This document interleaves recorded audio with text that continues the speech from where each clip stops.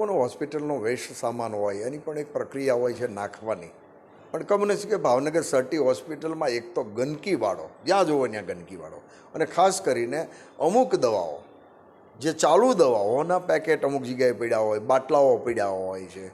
Wastage કચરો હોય તો સમજ્યા, પણ વેસ્ટેજ કચરો પણ નાખવાની જ્યારે ડૉક્ટરો સલાહ આપતા હોય લોકોને કે અમુક કચરો અમુક જગ્યાએ જ નખાય, કમનસીબે સિવિલ હોસ્પિટલમાં આ કોઈ નિયમો પાળવામાં આવતા નથી.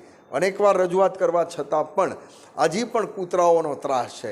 અનેક જગ્યાએ સ્ટ્રક્ચર બધાએ સાધનો છે એ પણ તૂટી ગયા છે. પણ હું એવું માનું છું કે આ સિવિલ હોસ્પિટલમાં આ શાસકોને અધિકારી ફક્ત બહુ મોટી વાતો કરે છે, નહીં કે એના જે પરિણામો, સારા પરિણામો એ લાવી શકતા નથી.